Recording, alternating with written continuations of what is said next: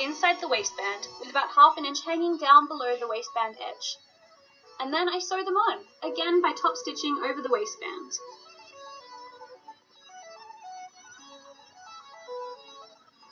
The last step is to attach the buckles. So for this, you need these two pieces. First, I threaded the strap through this doodad slider, like this, up and down again.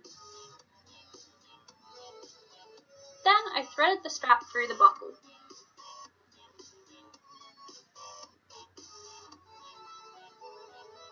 I then threaded it through the back of the slider, and I've got myself some adjustable straps. So how does it look? How did I go?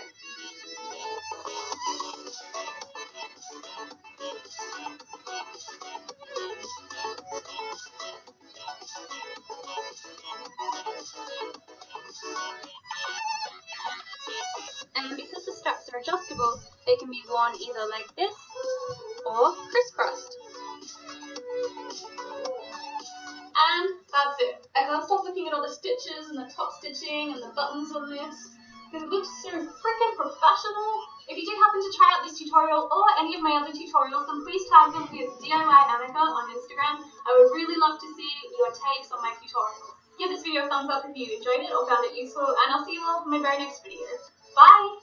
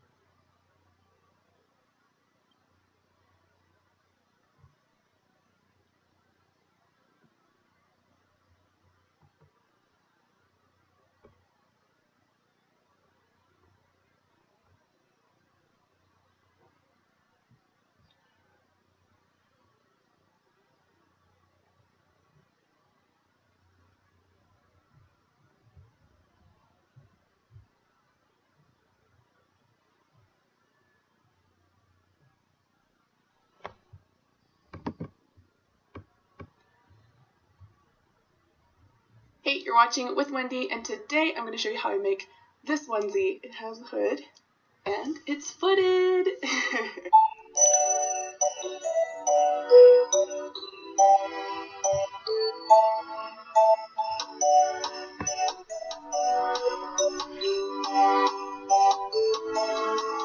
For this onesie, you just need 3 yards of fleece, and obviously you can go with any color you like. I went with pink. And then if you want to add the belly and the lining and the ears and the face, you're going to have to buy a bit more. I had about 1.5 yards of white fleece, and then also some black fleece to make them eyes. I based mine off of the Kigurumi animal onesies that are really popular. I'll put a link down below if you want to go there and get some inspiration. They have this really cute Rilakuma bear, and I decided to make it in pink. But if you're into bunnies, cats, dragons, all of those animals are on the Kigurumi website for you to get inspiration on the body parts that you'll need to really finish it off. If you're watching this tutorial and you like it, then let me know by hitting the like button. And of course, if you want to see more of my tutorials in the future, just subscribe. I post new videos every week, so without further ado, we will get going with this onesie. Here are the pieces that you'll need to make the body of the onesie. I'll put a link in the description with all of the dimensions that I used, but really you should just use your own clothing to size it to fit you. There are, however, 2 mistakes that I made when I was cutting this out, so I'm going to highlight them now so that you don't make the same mistake. One is that when it comes to the leg, I would soften the curve a lot. The second thing that I would fix is the sleeves. I made the slope of that sleeve way too steep, and also I made these sleeves way too short, so you should definitely lengthen these sleeves as well to fit your arms. Start by folding the big back piece in half with the right sides touching, and then sew a very thin seam along the folded edge. This just helps to give the onesie a bit of a spine and look a bit nicer when you're done. With the front piece of the onesie, you can separate it down the middle and then also cut the neckline to be a bit deeper since you need to make room for your neck. Then you can go ahead and add the white stomach along that straight edge, lining it up so that it's about equidistant from the top and the bottom. To attach the stomach, simply tuck in and pin about 1 centimeter of white fabric inwards all the way around the U, and then sew it with a straight stitch. Once the outer curve is done, you can also secure it by sewing a straight stitch down the middle. Make sure you do this to both the left and the right sides of the front. Pin the 2 front pieces right sides together, making sure that the whites of the stomach are lined up. Lay down a long zipper with the open end at the top, and add 1 extra pin where the zipper ends. We're going to sew these 2 halves together using a straight stitch, but everything that's above the pin, you should use a very long stitch length since we're going to undo it later, and everything below the pin, use a smaller stitch length because that's for keeps. Lay open that seam that's on the inside of the front and pin down the zipper on both sides. Make sure your zipper is long enough to fit your entire body. My zipper, for the record, was 22 inches, so that should be pretty close to what you need.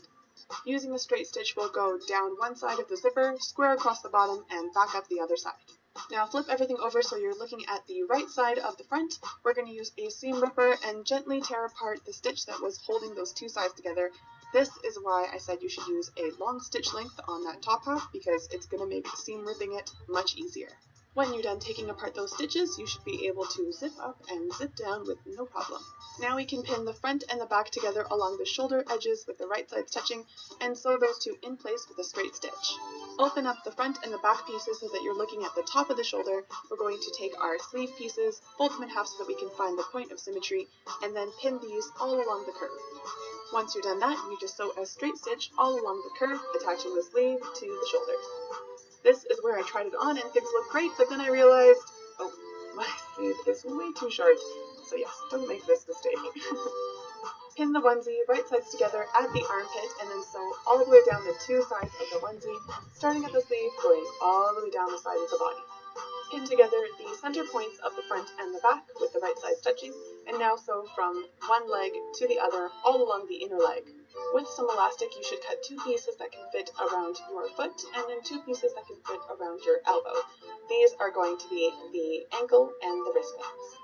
Using a zigzag stitch, attach the 2 ends together to make a loop. Wrap the ankle ones around the leg and then pin it at an even distance all the way around. Sew it down with a zigzag stitch. For the little feet, pin it all the way around, leaving open only the top where you put your foot in, and sew it down with a straight stitch. Split the foot inside of the leg with the right sides facing each other and pin it all the way around the raw edge. You're going to sew these together with a straight stitch, but make sure that your foot is pointing in the right direction, or else you're going to have to redo this. Pin the wristband elastic evenly around the end of the sleeve and use a zigzag stitch to attach this. I flipped the elastic inwards twice and then sewed it down again with a zigzag stitch to hem off the edge and hide away the elastic band. The last step for the body is the tail. We're going to pinch in 4 equidistant corners, as if a circle really has corners, you know what I mean, and then sew them down with a straight stitch to make little triangles, and this is going to help it give a bit rounder of a shape. Mark the spot on the back where you'd like the tail to be, and then fold the raw edge of the tail inwards about 1 centimeter and pin it down to the back of the onesie. Add a little bit of fluff to that tail just so you can help gauge how far you need to pin the other end of the tail. I bring it all the way over, tuck under 1 centimeter, and then pin that also to the back of the onesie. Make sure you're not going through all the layers, just the one back layer. You can go ahead and add pins all the way around now, but make sure you pull out the fluff before you add the final pin. We'll sew with a straight stitch all the way around the tail, but make sure you leave an opening in which you can add the fluff before sealing it off. Here's that opening that I was talking about. I'm going to remove that last pin and then shove in the fluff that's remaining. Honestly, in most cases I've discovered with stuffing these things is that you should stuff more than you think is necessary. So just go ham on the stuffing until it's practically bursting, and then that should be enough to seal it off. Sometimes if you put in too little, it ends up not really being as fluffy as you'd like. To ensure total comfy coziness, we have to finish with a hood. So these are the 4 pieces that you're going to need in order to finish. I'll put a total description of the dimensions that I used in a blog post in the description for you. We'll start by attaching these 2 sides to the back piece, going along the straight edge, and then finishing off around the curve. Everything that I'm telling you to do with the pink fabric in order to assemble the hood needs to be repeated with the white fabric as well. I cut off the excess back piece that was sticking out and then went ahead to pin the entire long piece all around the curved edge to add to the hood. Use a straight stitch and sew that long piece all along the outside of the hood. This is a piece that you're going to have to adjust a lot depending on how deep you cut your collar. So my collar was very shallow, not very deep, and I had to adjust this piece a lot later on. I had to cut it down to size. But if you decided to make your collar a lot deeper, you won't have to adjust this piece as much. So I've left the dimensions to be enough leeway depending on you. For now, the main goal is to sew it down in place, and we can cut it up and trim it to the right size later. Of course, don't forget, everything that you do with the outer layer, you'll need to do with the white fabric, which I'm going to use as a lining. These are the 4 pieces you'll need to make the face of the Rilakkuma bear. I cut them out of black fleece and the white fleece, and then pinned that to the pink fabric, spacing them out so that it looked normal. The white part of the face is actually very similar to how we attach the tail, so we're going to tuck in about 1 centimeter all the way around and pin it down. Sew all the way around, leaving a gap, and then shove in the stuffing in order to finish. If this looks kind of freaky to you, wait till later. Here I am with that small gap that I left, and I'm putting in some stuffing. This time you really don't have to go heavy on the stuffing because it's just the gentle facial features, so you don't want it to be super poofy. Once you're done to a certain level of stuffiness that you're happy, then seal off that opening to finish. The eyes go on in the same way, but you don't need to add any stuffing, and yes, this is the one that I thought was way scarier than when the white snout had all the pins. The eyes! The other step that's remaining is to add glue onto the back of the little nose and mouth, and then gently place that into the middle of the snout. The glue that I used, I'll put a link in the description. It's apparently okay to go into the washing machine, so it should be good enough for you. Next, we will pin that white lining all the way along that front of the hood, and then tuck the fabric under to sew all the way around. I trimmed up the back bottom edge of the hood to make sure it was nice and clean, and then lined that up with the center of the back of the onesie and pinned that all along as well. Here's where you'll notice if that front piece really gave you a lot of excess fabric at the collar. If it did, all we're going to do is cut away the excess using a slope line starting from the side of the face going down to the end of the hood. At the end of the hood, make sure you're leaving about 1 inch so that there's enough fabric to tuck in and hem it properly, and just cut with a gentle curve in order to make it back up to the face. You'll have to re-hem the edge of the hood at this point, so I start at the face end, fold it under twice, and then sew all the way down to the end of the hood where it meets the collar. Now that the hood is the appropriate size and completely hemmed, you can sew it with a straight stitch to the back of the onesie. Obviously, we would like Rilakkuma Bear to hear everything that is being said, so cut out 4 half moons in pink, 2 half moons in white, and sew those 2 pink ones right sides together along the curve. Again, if you're wondering about size, check the link that's in the description and I'll have the full dimensions for you. Fold those pink half moons the other way and then add 2 little triangles along the front and along the back. This just helps the ear to have a bit more rounded of a shape. Tuck 1 centimeter down on the white half moon and pin that to the line of symmetry on the pink half moons, then go all the way around the 2 sides until you reach the straight edge. Sew this in place using a straight stitch, and while you're sewing, make sure you are only going through 1 layer of the pink fabric and not all of the layers. Next, you'll stuff the ear, and here you can be super generous with stuffing again. If you're wondering why the background has changed, the sewing machine has changed, the stuffing color has changed, it's because this last bit I filmed at my home to finish off the project, and we only have eco stuffing at home, which of course I guess is good for the environment, so it's not so bad. But yeah, that's why everything changed. When you're happy with how the 2 little ears look, then we can go ahead and pin it to the hood of the onesie. To pin it to the hood of the onesie, I simply tuck under about 1 centimeter and then pin that to only the outer layer of the onesie, going all the way around and spacing it out so that, to me, it looks cute. With a needle and thread, I go through the hood layer, then pierce through a little bit of the ear, and then go back through all those layers again and again and again, all the way around until I'm back to where I started. Only go through little bits of fabric so that this stitch is not too evident, and just try to stay really close to the line that you've pinned along. Once the ear puffs up when you're done, it usually will hide away all of those stitches. Finish off by tying 2 knots to that thread and you are done! Congratulations! That's a wrap on the onesie. I hope you all really enjoyed this project because it's super fun and you end up with something that's so comfortable to slouch and lounge around in. If you end up making this tutorial, feel free to tag me on Instagram, Snapchat, and all those things. I am @WithWendy. I will see you all next week. Real